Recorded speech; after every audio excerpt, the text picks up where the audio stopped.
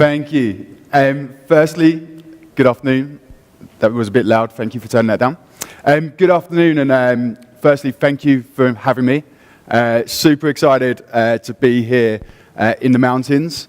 And just to introduce myself very quickly, so my name's Scott, and I'm a partner manager at Twitter, and I'm based in our Dublin office. I cover around about sort of 32 markets across the EMEA region, so I spend most of my life in hotels and airports, but always excited to be in market, especially when there's a beautiful blue sky and a beautiful mountain range outside. So excited to be here and excited to talk about the power of Twitter and the power of storytelling. This is William Shakespeare, arguably the most compelling storyteller of all times. And if Shakespeare was still telling stories today, they might look something like this. To be or not to be, that is the question. To take arms against the sea of troubles and by opposing, end them. And I really feel that this tweet captures where we are today. We're in a mobile-first world. We're telling stories with new objects, and we're sharing these stories in new ways. And in this mobile-first world, one of the big burning questions that I get from marketeers across the globe is how can you connect to consumers? How can you connect to consumers in this mobile-first world? But what does actually mobile-first mean? It means being anywhere on any device. It means having access to this world of information at your fingertips. And in this mobile-first world, it's created this expectation of now. And when we talk about the expectation of now, we talk about the 150 times a day, on average, a consumer unlocks their device. We talk about the 76 seconds that customers will wait before moving on to a competitor. We talk about the fact that the human attention span has shrunk to 8 seconds. We're officially 1 second smaller than a goldfish. We talk about the 6,000 tweets sent every second, the 110 years of live video watched on Periscope every single day. And in this mobile-first world, with this expectation of now, it's created huge challenges for marketeers. One of the big challenges is reaching a fragmented audience. Where are the people I want to talk to? Are they first screening? Are they second screening? Are they third screening now with the introduction of iWatches and what have you? Huge challenge for marketeers and brands across the globe. Understanding the purchase funnel, conversion tracking, cross-device tracking. Again, another big challenge. And thirdly is connecting with rich media experiences, delivering rich media experiences to consumers on their mobile device. And this is 3 business challenges at Twitter that we feel that we can help you with. And with Twitter, it's about the right message to the right audience at exactly the right time. And the power of Twitter enables us to be able to do this extremely, extremely effectively. And I want to dive into each of these areas in a bit more detail. So starting with the right message. Content on Twitter drives a deep emotional response. There's a plus 51% personal relevance compared to the online norm with Twitter content. This is the same emotional response as receiving a handwritten letter. That's a really deep and meaningful connection between consumers and a brand. And a great example of this was this campaign from Always and hashtag Like a Girl. And I'm going to let the content play, which tells the story.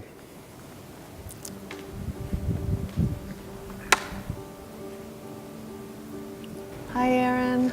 Hi. Okay, so I'm going to just give you some actions to do. And just do the first thing that comes to mind. Show me what it looks like to run like a girl. My hair. Oh, God. Show me what it looks like to fight like a girl. Now throw like a girl. Aw. My name is Dakota, and I'm 10 years old. Show me what it looks like to run like a girl. Throw like a girl. Fight like a girl. What does it mean to you when I say run like a girl? It means run fast as you can. So do you think you just insulted your sister? No. I mean, yeah, insulted girls, but not my sister. Is like a girl a good thing? Actually, I don't know if it's a bad thing or a good thing. It sounds like a bad thing. It sounds like you're trying to humiliate someone. So when they're in that vulnerable time between 10 and 12, how do you think it affects them when somebody uses like a girl as an insult? I think it definitely drops their self-confidence and really puts them down, because during that time they're already trying to figure themselves out, and when somebody says you hit like a girl, it's like, well, what does that mean? Because they think they're a strong person. It's kind of like telling them that they're weak and they're not as good as them. And what advice do you have to young girls who are told they run like a girl, kick like a girl, hit like a girl, swing like a girl? Keep doing it because it's working. If somebody else says that running like a girl or kicking like a girl or shooting like a girl is something that you shouldn't be doing, that's their problem. Because if you're still scoring and you're still getting to the ball on time and you're still being first, you're doing it right. It doesn't matter what they say. I mean, yes, I kick like a girl and I swim like a girl and I walk like a girl and I wake up in the morning like a girl because I am a girl. And that's not something that I should be ashamed of. So I'm going to do it anyway. That's what they should do. If I asked you to run like a girl now, would you do it differently? I would run like myself. Would you like a chance to redo it? Yeah.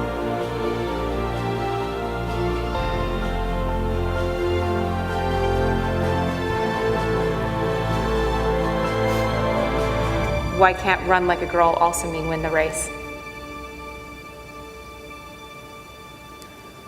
An amazing example of emotionally intensive content. And we work within an industry which is obsessed with video views. But how about creating a movement? How about reversing conversation? If you search for the hashtag like a girl today, you'll see a very, very different sentiment of tweet as opposed to prior to this activity running. And that's the kind of deep emotional impact that Twitter content can have with your consumers. Quite often when I work with many brands across the region, content is always a challenge. Creating interesting content is a challenge. And I think this is somewhere where you guys have a bit of a luxury. You have amazing scenery, you have amazing imagery, you can create amazing videos. And I would always urge, when looking to start with Twitter or looking to find content for Twitter, it can come from many places. You have websites, you have blogs, you have other social media pages. We can convert content from these locations and adapt this content for Twitter. So absolutely remember that content can always come from many places. And when we're looking at creating content, I think it's important to understand what content is valuable to consumers, and specifically content around when they're planning a holiday. And when Twitter users are planning a holiday, content around travel deals and discounts is extremely valuable. So if we can start to create content in this area, then it's going to be very, very effective. Links to opinion articles. Twitter users, when they come to the platform, are in discovery mode. They're looking to be entertained, they're looking to be engaged, they're looking to find deeper research. And if we can provide and be that entertainment and be that engagement, then again, it's a really emotionally intense connection. So people are always looking to find out more. Can we link to other articles? Can we pull videos in, reviews, whatever it might be? Twitter users are hungry for that content when they're planning at a holiday. Photos, videos from other travelers. Again, can we surface and curate this content? This is the type of content that Twitter users are looking for when they're planning that vacation. And when Twitter users are on holiday, they also look for content. They're looking for information when they're here. And firstly, the main one is anything about special events that might be coming up. They're looking to discover things to do, and again, they're looking to be entertained. So can we surface content around special events that are taking place in your locations to inform users exactly what's going on? Can the mountain tweet? Can the mountain be tweeting the weather conditions? Table Mountain in Cape Town tweets. We have 274 sharks off the coast of Australia that tweet. We can give the mountain a voice and a personality and be very informative to consumers and Twitter users. Real-time travel information is extremely, extremely valuable. Twitter is a live product, it's instant, and people want to discover this content in the now. So can we provide live travel information to these users? And last-minute deals, change of plans. Again, can we surface and curate and deliver this content to Twitter consumers? So absolutely, content can come from many places, and can we look at content for people who are planning a vacation, and can we look at content for those that are on holiday now? And to look at the structure of content and what makes a good tweet. And it's actually shorter content. So tweets which have less than 50 characters versus them of 100 plus characters has a plus 70% engagement rate. So can we create short, snappy, bite-sized bit of information for these consumers? I just mentioned it, you guys have amazing imagery. Tweets with pictures drive 2x the engagement rate than those tweets without. Again, surface this content from many places. And the power of the retweet, which is the viral, organic exposure that we're all looking for, lies with video. There's 6x more retweets on video content than photo content.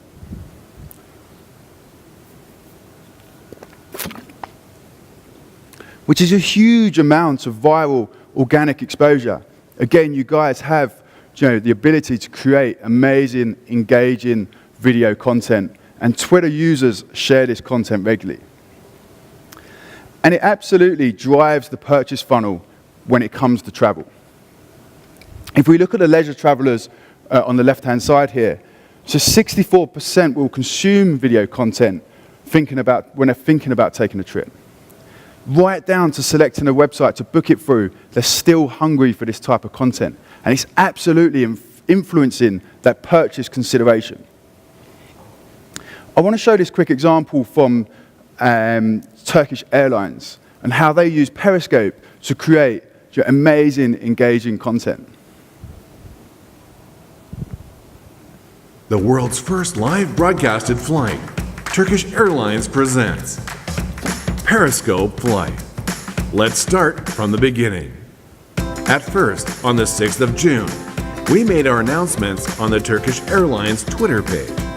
Then, on the 10th of June, we started our live stream from the crew garden. Results were great from the start.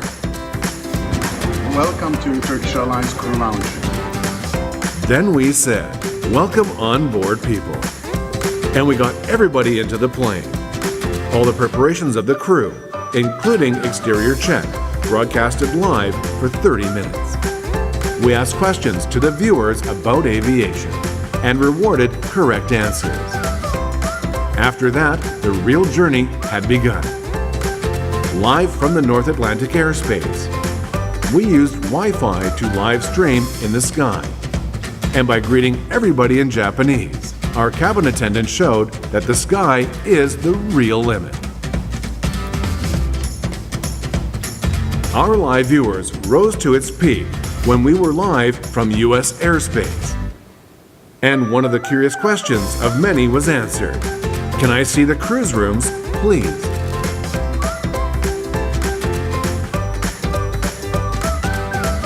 But guess where we've landed? That was exactly what we asked our viewers as well. And finally, New York, New York. For the farewell, our crew went to Times Square and broadcasted when they were spending their time by walking and hanging around. These are the innovative results of our Periscope flight. With this project, we got 5,118 new followers and 292,779 total likes. For the first time, a cockpit and cabin cruise flight broadcasted live in the world. Again, for the first time, Turkish Airlines made a branded live stream in the sky. And Periscope broadcasting tweets were on the air as promoted tweets. We hope to see you on our next flight. Amazing use of Periscope to provide behind-the-scenes views. And that's an amazing opportunity, and users on Twitter love that exclusive access. If we can provide that exclusive access, they go bonkers for that kind of content. And Twitter video content is extremely flexible. We don't need to have a film crew or a studio. With Periscope and the likes of Vine, we can create very raw formats. And that really works, and that still delivers a really highly engaging piece of content to consumers. When we're looking to deliver the right message and moving on to more of the promoted products, the ad products that Twitter makes available, we have cards as your canvas. And we can use these Twitter cards to drive business objectives. So if we're looking to drive video views, we can use a video card. If we're looking to drive tweet engagement, then we can drive engagement with engaging content. If we're looking to drive traffic to a destination URL, we can use that website card. And if we're looking to drive app installs, then we have a product for that as well. And if we're looking to grow and scale our follower base, then we can use the promoted accounts product. Followers on Twitter are extremely valuable. These guys are putting their hand up. They want to hear more from you guys. They want to make travel decisions easier. They want to research, and travel followers are extremely valuable. And when we look at a couple of stats around here, 82% of those who follow travel brands have recently traveled for leisure purposes. Huge percentage of them are your potential clients. 54% of them who follow travel brands intend to travel for leisure in the next 12 months. So it's a huge potential of this follower base. So we've looked at the right message. Content can come from many places. We've got Twitter Canvas as your card to deliver your business objectives, and video formats are an extremely great way to break through and can be extremely raw. Moving on to the right audience.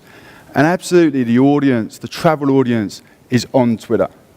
67% of Twitter users have traveled for leisure in the last 12 months. And 1 in 2 intend to travel for leisure purposes in the next 12 months. So again, it absolutely is the travel audience, and that conversation happens on the platform. And it happens throughout the travel journey.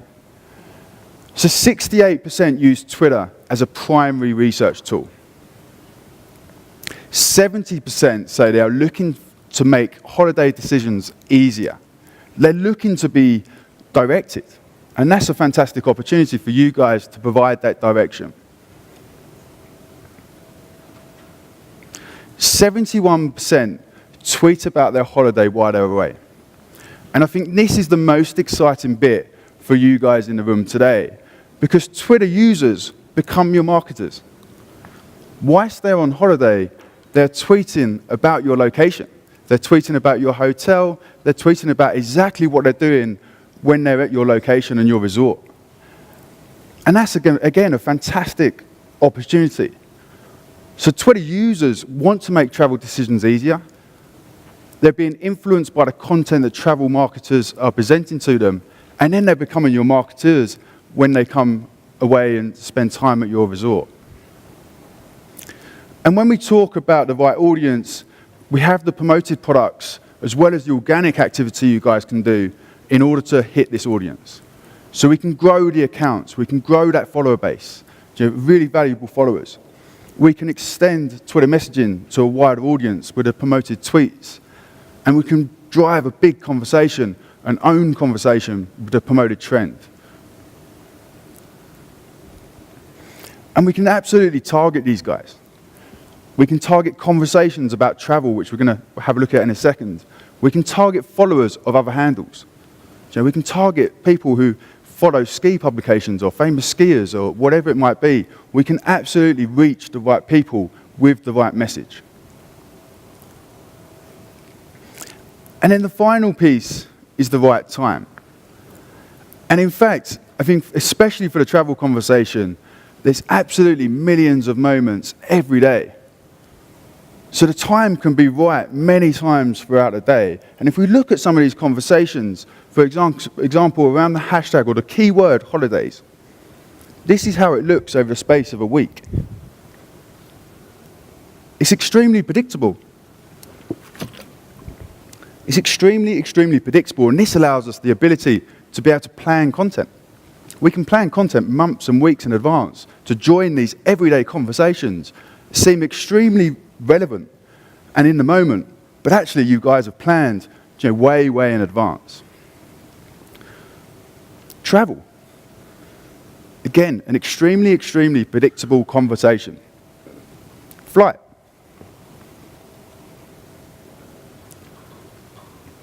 And hotel. So absolutely the travel conversation is happening on Twitter, and these everyday conversations provide a huge amounts of opportunity for you to be able to connect relevant messaging to them. People are telling you they want to go skiing.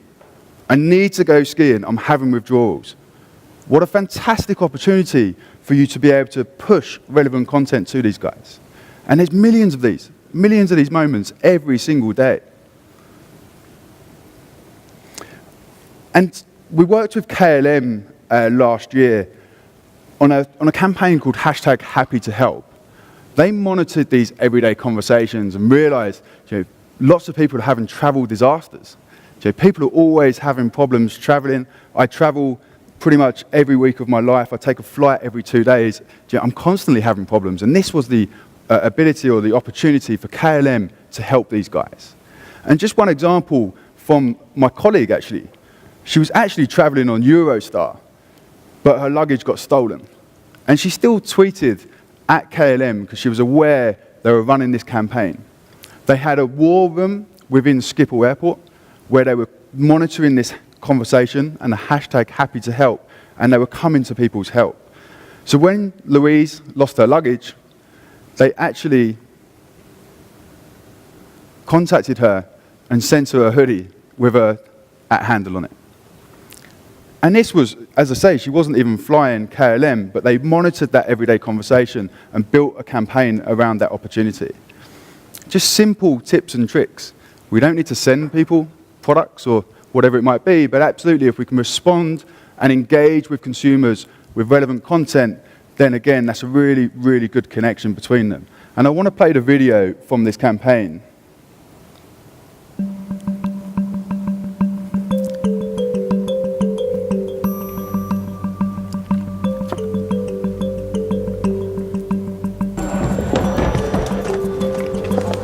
B35.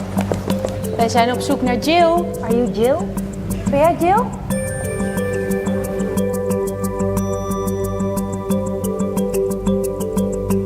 You found her. Excuse me. Daar is ze. Jij bent Jill? Ja.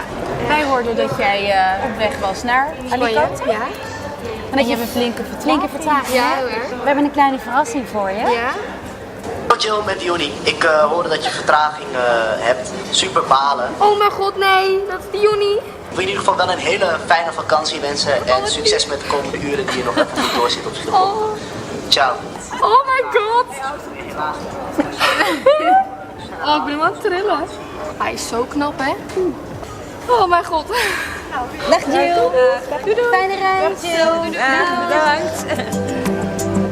Oh mijn god. Moet je mijn hart ook doen?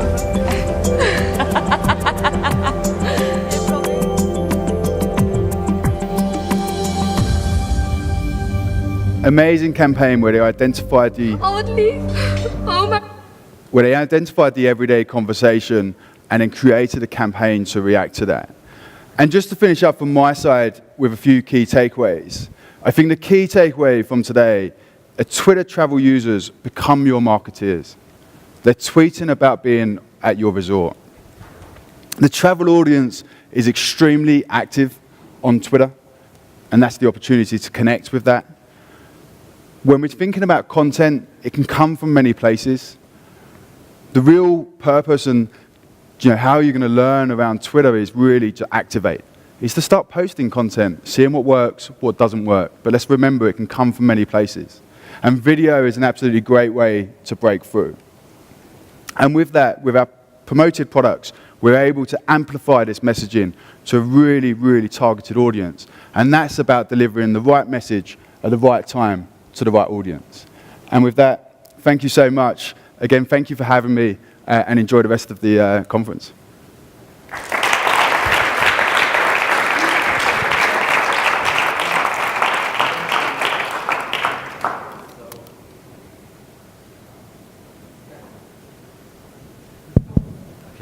So thank you very much, Scott. Thank you. Just please stay here at the stage for maybe some questions.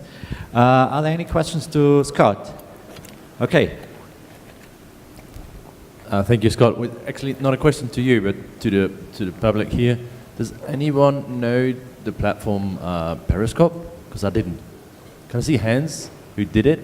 Who knows Periscope? There's not a lot.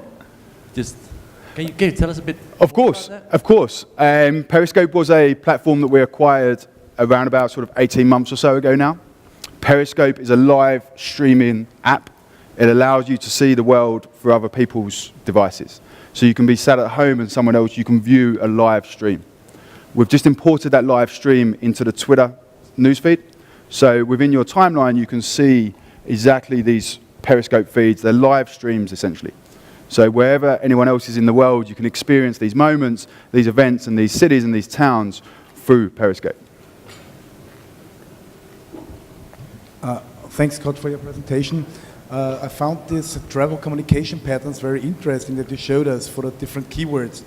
Are they specific for Twitter, or are they similar to other social networks as well, and in Google, for instance, in the search engine? The conversation charts. Conversation channel, yeah. These are absolutely pulled from Twitter. They're about tweet conversations, where on other platforms it might be actually search phrases. These are people either talking about and contributing content that contains that particular keyword or phrase. So they're talking about going on holiday, they're talking about needing a holiday, they're talking about I'm on holiday, whatever it might be. And I think these, as I mentioned, are amazing signals. These are the targeting signals and powerful signals which allow us to connect that relevant messaging to those instantly. As soon as I tweet, I need a holiday, you can target that individual the next time they refresh their timeline with relevant content.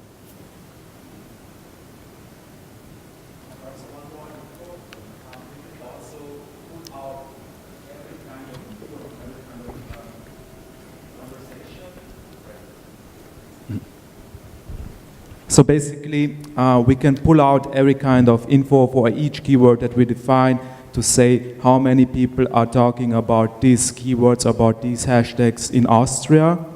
And we are doing this very frequently when we are setting up campaigns with our clients, for example. So it is not really a global number. It can be really pulled out through to each region or each country.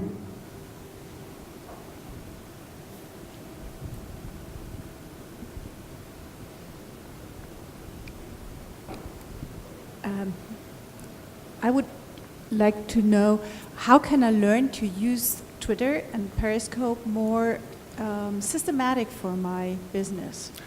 And how can I learn it? I have to go to the internet and or is other persons I can talk to, or? There's probably a number of people. Old-fashioned. Yeah, there's probably a number of people in this room that can help you, including the HT2 Pool guys. I think the one way that you can really learn Twitter is to start to use it. No, I use Twitter. I want to learn how can I use it more systematic for my business. I think we I need, see there is a difference. there is, absolutely. Do you know, every piece of content needs to have an objective against it. Do you know, is this objective to drive video views? Is it to drive engagement? Is it to drive traffic to a blog post, whatever it might be? So I'd always try and have a plan. I think these everyday conversations, identifying 5 or 10 everyday conversations which are relevant, how can we create content strategies around those? Once we've got that in our content calendar, we can then start to look at campaign. You guys have campaign-specific times throughout the calendar year, and you're creating content around these. Can we build that into our content calendar? Again, you're planning for these. That's starting to build up the bigger picture over a bigger period of time. We can then move into things like live. We know the Euros is taking place this summer. We know the Olympics is taking place. These are semi-predictable events that we can plan content around. We know which teams are going to be involved. We know which players are going to be playing. We know which cities they're going to be playing in. We can plan content around these. And that allows us to then build up quite a big strategy where we've actually got really great content, really relevant content, hitting that right audience. Does that answer your question? Yep, hard-wise. I think you also need to learn from the content that your user base is consuming. What are they engaging with? What aren't they engaging with? Can we then create further content, what's working well, and remove that content which isn't working so well? Any more questions? Otherwise, I have a question to Scott. Please. Close to this question. How do you sort out posting to your followers? They are in different phases of the or different stages of the customer journey. So if you have a few thousand of followers and the other ones are just here in the resort, it's not a relevant message for them to post them, hey, visit us. But it's much relevant for the others. So how do you sort out this? I think you've got to have content pillars. So one content pillar might be that discovery piece. So those users who are going to come on holiday or planning a holiday, have content planned around that. And then content around that of when they're here, when they're at the resort. So have them two content pillars. Look, Twitter users are not going to get annoyed because the content's not relevant to me because I'm actually here as opposed to planning my trip. And if we get that mix and that mix correctly, then it will be absolutely fine. Your Twitter users just gloss over it and they'll engage with content that's meaningful to those. So I wouldn't panic or worry about that too much. Try and hit both sides of the coin, so to speak, with your content pillars and your content strategies. Okay, thank you very much. Any more questions? No? So, thank you very much. No, thank you guys. Thank you so much.